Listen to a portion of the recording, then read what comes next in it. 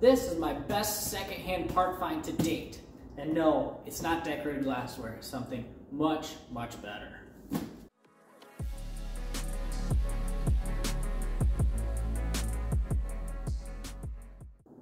So this thing, kind of probably wondering, what is it? It's very large, it's very thick, so what can it be? Well, let's dig into it and I'll show you. And kudos to the seller that I got this from for putting this little decorated glassware tag on there. Keeps the shippers, a little bit more responsible. Now this is something that I have been looking for since the onset of this project. So it has probably been a year and a half or so of just looking, revolving constantly of what could this be? What can I find? What makes it a reasonable deal? And then what can it do for the car itself?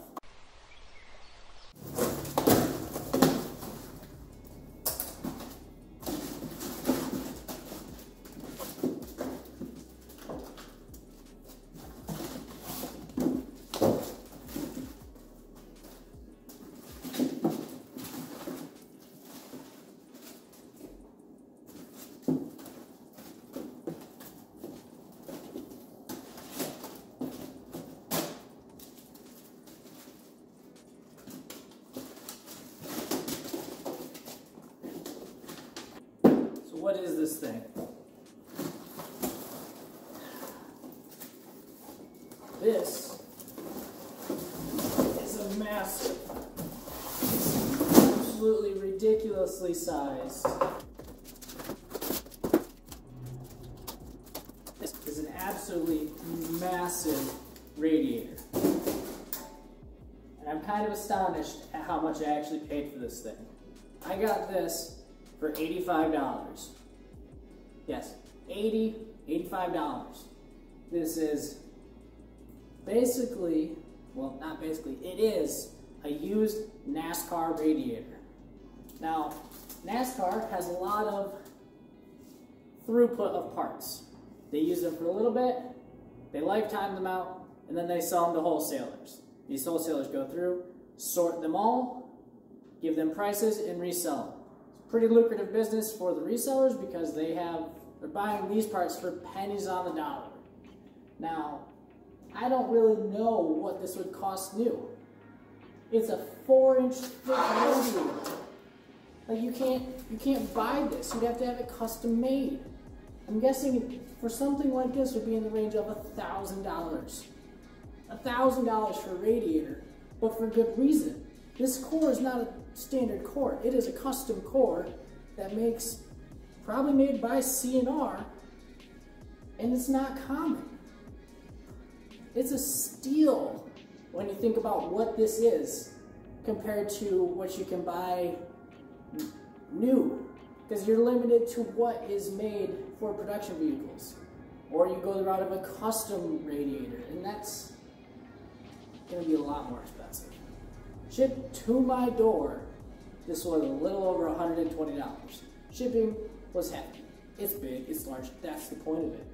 But I wanted to make sure it was overkill, extreme overkill for this car. I don't want to have cooling issues. Cooling issues are the most annoying things to deal with.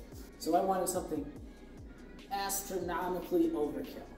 Yes, it may lead to the car not warming up as fast, but I'm also running an electric water pump, so I can basically just leave the pump off or cycle it on and off every 10 seconds to keep water from moving.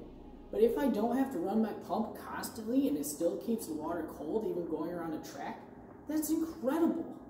Not to mention, it's pretty compact. Like, this is not crazy huge, but the fact that it's so thick will make it so its thermal headroom, thermal capacity is off the wall.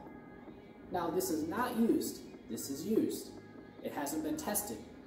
But odds are, most places don't keep around broken stuff. They're not going to keep it around. I got this so cheap because it's untested. There's dings in the fins. Of course there is. It's a radiator. That happens. You get a stone chip in your car, you get dings in the fins. But this thing is pretty well immaculate, minus the air and vent fin or two.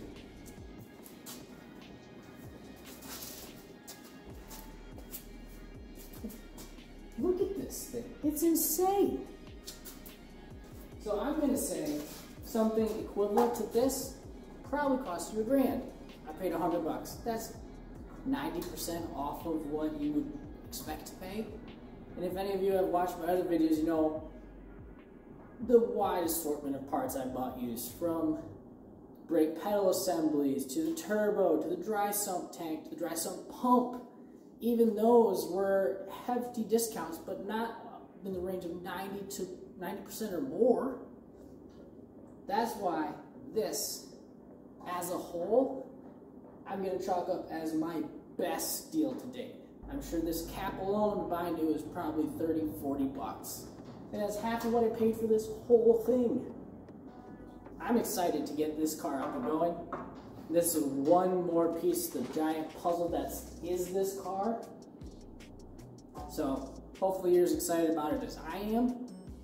I'm starting to get a lot of progress done, getting a lot of things ticked off the list. So it's just a matter of time. So hopefully, if this is interesting to you, you're looking to see how this thing cools an engine that's going to be making in the range of 700 horsepower, then stick around. If you found this interesting, please like, subscribe. I'm really trying to get to a monetization level, that way I can get some kickback to help fund this ridiculously stupid car project, but I still find it fun. So if you could do that, it means a great deal to me. But until then, keep learning, keep having fun. If you have any questions, comment below. I'll feel free to answer them.